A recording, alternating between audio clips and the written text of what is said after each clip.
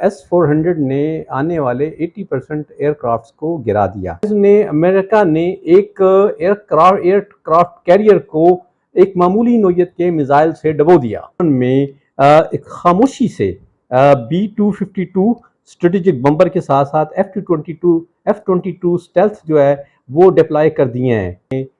Russia نے 3 اپنی سب marine deploy کی ہیں جو کہ گائیڈڈ میزائل سے لیس ہیں۔ یونائٹڈ ایرو کرافٹ کارپوریشن نے انآفیشیلی کہا ہے کہ Su-57 یوکرائن وار میں آپریٹ ہو رہا ہے۔ اعوذ باللہ من الشیطان الرجیم، بسم اللہ الرحمن الرحیم۔ السلام علیکم، آپ دیکھ رہے ہیں گلوبل ڈیفنس ویو، اور آج کے ویلاگ شروع کرنے سے پیشتر آپ سے درخواست رہے گی کہ گلوبل ڈیفنس ویو کو سبسکرائب کریں اور بیل آئیکن کو پریس کریں تاکہ آپ کو جب نیا ویلاگ آئے تو آپ کو اس کو نوٹیفیکیشن مل جائے۔ اس کے علاوہ گلوبل ڈیفنس ویو کو لائک کریں، شیئر کریں اور کامنٹ سیکشن میں اپنا فیڈ بیک ضرور دیں۔ شروع کرتے ہیں آج کا ویلاگ، اور آج کی ویلاگ میں لایا ہوں مختلف ممالک سے ڈیفنس نیوز۔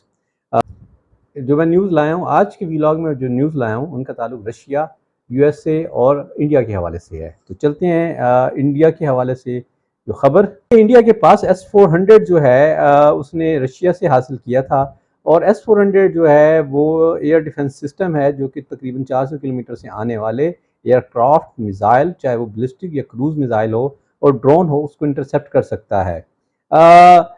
S-400 کے حوالے سے رشیا کے حوالے میں کچھ رشیا یوکرائن وار میں کوئی اچھی خبریں سامنے نہیں آئیں۔ S-400 کے ہوتے ہوئے جو ہے یوکرائن جو ہے وہ S-400 کی ایون بیٹریوں کو تباہ کرنے میں کامیاب ہوا ہے۔ اس حوالے سے انڈیا کے پاس جو S-400 کی 3 بٹالین ہے، تو پچھلے دنوں انہوں نے ایکسرسائز میں اس کا مظاہرہ دیکھا۔ اس میں 80% جو اینیمی ایئر کرافٹ تھے سیمولیشن میں، اس کو S-400 نے ان کو تباہ کیا۔ اس میں S-400 نے آنے والے 80% ایئر کرافٹس کو گرا دیا۔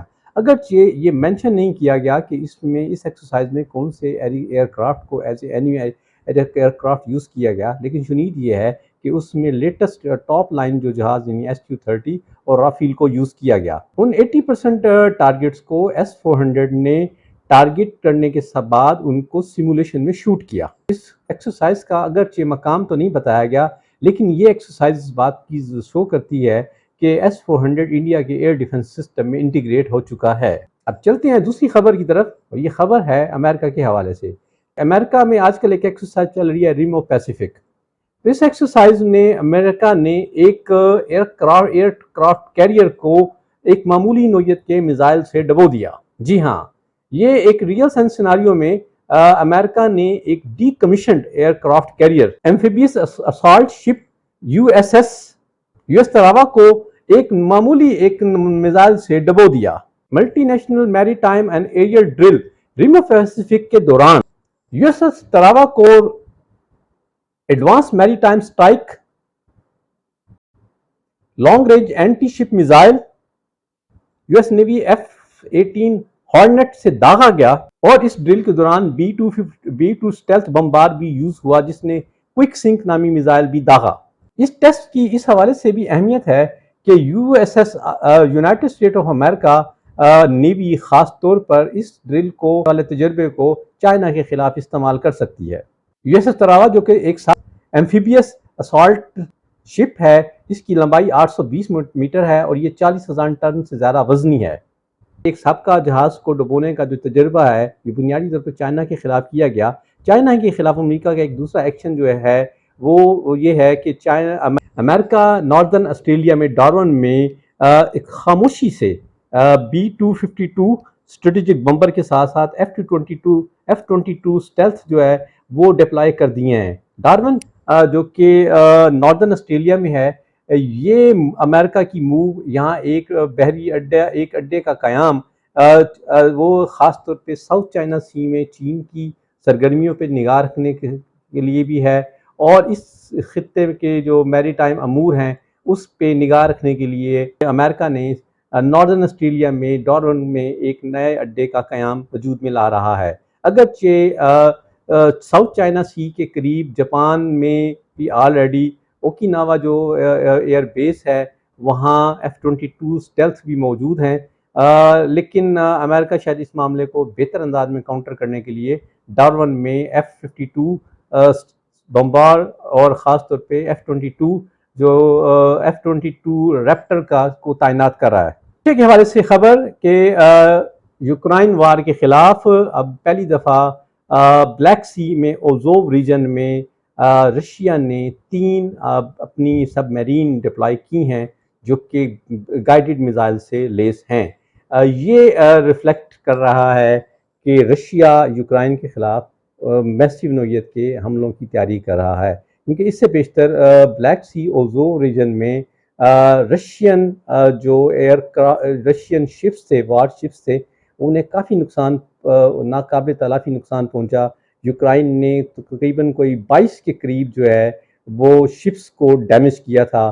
تو اب وہاں سب میرین کا آنا اور خاص طور پہ گائیڈڈ میزائل سے، کروز گائیڈڈ میزائل سے ان کا لیس ہونا، یہ شو کر رہا ہے کہ رشیا یوکرائن کے خلاف نئی موو کرنے جا رہا ہے۔ اس طرح رشیا کے حوالے سے ایک اور خبر یوکرائن وار کے حوالے سے کہ رشیا کی ایئر ساز company United arrow craft corporation نے انآفیشیلی کہا ہے کہ Su-57 جو کہ اس وقت Su-34 اور Su-35 کے ساتھ یوکرائن وار میں آپریٹ ہو رہا ہے۔ Su-57 رشیا کا 5th generation stealth year craft ہے۔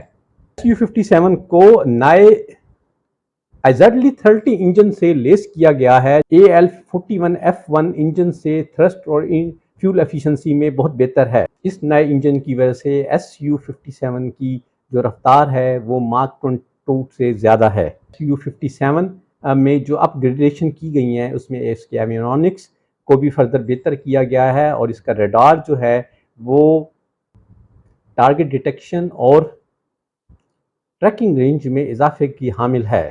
Su-57 year to ground missiles Kh-59M K2 اور year to year missile R-37M سے لیس ہے۔ R-37M 300 سے 400 کلومیٹر تک ٹارگٹ کو انگیج کر سکتا ہے۔ اسی طرح year to ground missile Kh-59M K2 میں 320 kg پینیٹریٹر وار ہیڈ نصب ہے، جو کہ 300 کلومیٹر دور ملٹری ٹھکانوں کو نشانہ بنا سکتا ہے۔ Su-57 anti radiation missile Kh-57U SHKE سے بھی لیس ہے۔ اسی طرح Su-57 کو فیوچر میں AI سے بھی منسلک کر دیا جائے گا۔ یہ تھا آج کا ویلاگ۔ امید ہے کہ آپ کو اس ویلاگ میں ملنے والی معلومات آپ کے معلومات میں اضافے کا باعث ہوں گی۔ خوش رہیں، آباد رہیں، السلام علیکم۔